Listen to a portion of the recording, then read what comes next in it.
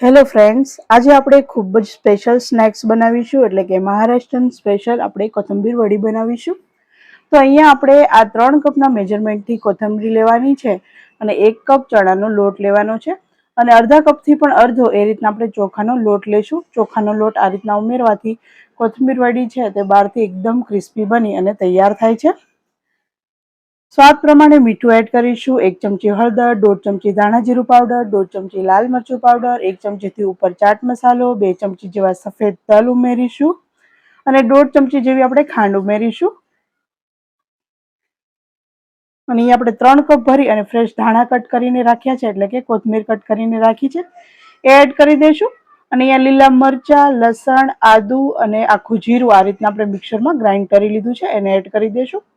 આદુ, લસણ, મરચા અને આપણે આગળ પડતું રાખવાનું છે, જેથી ટેસ્ટ છે તે ખૂબ જ સારો આવશે.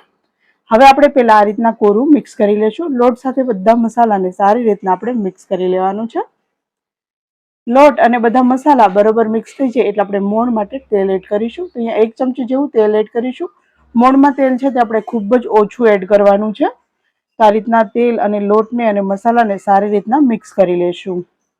હવે આપણે જરૂર પ્રમાણે થોડું થોડું પાણી એડ કરશું અને લોટને ભેગો કરી લેશું. તો આપણે લોટને મસળવાનો નથી, આ રીતના આપણે ભેગો કરી લેવાનો છે. તો આ રીતનો કંઈ લોટ છે તે તૈયાર થાય છે. તમે જોઈ શકો છો, ધાણાનું પ્રમાણ વધારે અને લોટનું પ્રમાણ ઓછું, એ રીતના આપણે મસાલો છે તે તૈયાર કરવાનો છે. 3 કપ ધાણા અને 1 કપ લોટ, એ રીતના આપણે મેજરમેન્ટ રાખવાનું છે. થોડું હાથમાં તેલ લઈ આ રીતના લોટને સેટ કરી લેશું અને ભેગો કરી લેશું. હવે આપણે જે થાળીમાં આ વડીને બાફવાની હોય અથવા સ્ટીમ કરવાની હોય એને આપણે ઓઇલથી ગ્રીસ કરી લેશું. તો મેં અહીંયા એક થાળીને તેલથી ગ્રીસ કરી લીધી છે. આપણે એવી થાળીની પસંદગી કરવી જેના જે ઉપરના કાંઠા છે તે થોડા વધારે મોટા અને ઉપસેલા હોય.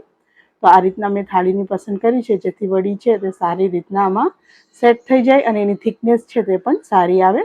તો આ રીતના મેં અડધી પ્લેટમાં મસાલો છે તે સેટ કર્યો છે, જેથી વડીની થિકનેસ છે તે સારી એવી આવે. તમે જો પતલી બનાવવા ઈચ્છતા હોય તો આખી પ્લેટમાં તમે સેટ કરી શકો છો. તો અહીંયા આપણે જે કોથમીર વડીનો જે મસાલો છે તે સેટ થઈ ગયો છે, તમે જોઈ શકો છો. હવે આપણે આના ઉપરથી થોડા તલ એડ કરી દઈશું, જેથી વડીનો ટેસ્ટ પણ ખૂબ સારો આવે અને તેનો લુક છે તે પણ ખૂબ જ સરસ આવે. તો આ રીતના મેં અહીંયા સફેદ તલ લીધા છે અને આપણે આ રીતના ઉપર છાંટી દઈશું, જેથી તે સ્ટીમ થવામાં સારી રીતના સાથે સ્ટીમ થઈ જાય. પછી આપણે વડીને ફ્રાય કરીએ ત્યારે તલનો ટેસ્ટ છે તે ખૂબ જ ક્રિસ્પી અને સારો લાગે છે. તો આ રીતના તલને થોડા ઉપરથી આપણે થાપડી દીધા છે અને આપણે આ રીતના કોથમીર વડીનો મસાલો છે તે સ્ટીમ થવા માટે રેડી છે. અહીંયા પહેલેથી જ પાણી ગરમ મૂકી દીધેલું હતું. હવે આપણે એના ઉપર આ સેટ કરેલી પ્લેટ મૂકી દઈશું અને 10 થી 12 મિનિટ માટે આપણે મીડિયમ ફ્લેમ ઉપર આને સ્ટીમ થવા દેશું. આ રીતના ઉપરથી ઢાંકી અને 10 થી 12 મિનિટ માટે સ્ટીમ કરી લેવાનું છે. 10 મિનિટ જેવું થયું છે, આપણે ચેક કરી લઈએ. તો ચાકુ આપણે અંદર એડ કર્યું છે, તો તમે જો ચાકુ એકદમ ક્લીન બહાર નીકળ્યું છે, મતલબ આપણી વડી છે તે એકદમ સ્ટીમ થઈ અને તૈયાર છે.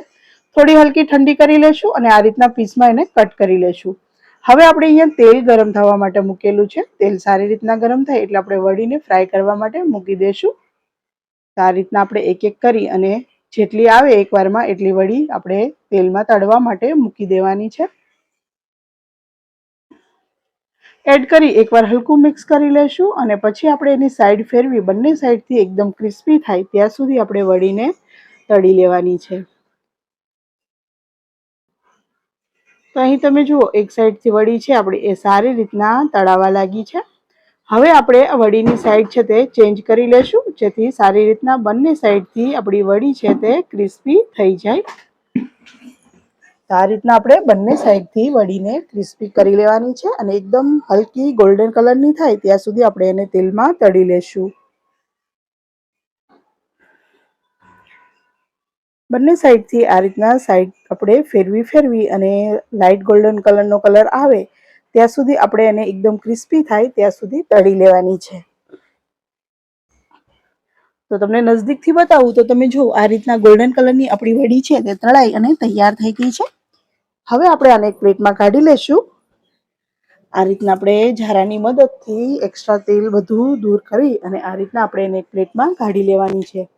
જોકે આમાં આપણે ચોખાનો લોટ ઉમેર્યો છે એટલે તે એકદમ ક્રિસ્પી બની અને તૈયાર થાય છે અને તેલને પણ ખૂબ જ ઓછું એ અબ્ઝ કરે છે, જેથી એમાં એક્સ્ટ્રા તેલ છે તે બિલકુલ રહેતું નથી. હવે આપણે બીજો બેચ છે તે આ રીતના તળી લેશું અને તેલમાં આપણે એડ કરી અને સાઈડ ફેરવી અને ક્રિસ્પી થાય ત્યાં સુધી તળી લેશું. તો ખૂબ જ ટેસ્ટી એવી આપણી કોથમીર વડી છે તે તળાઈ અને તૈયાર થઈ ગઈ છે. આપણે એને એક પ્લેટમાં સર્વ કરી લેશું અને આપણે ચા સાથે, ગ્રીન ચટણી સાથે, રેડ ટમેટો સોસ સાથે સર્વ કરી શકીએ છીએ.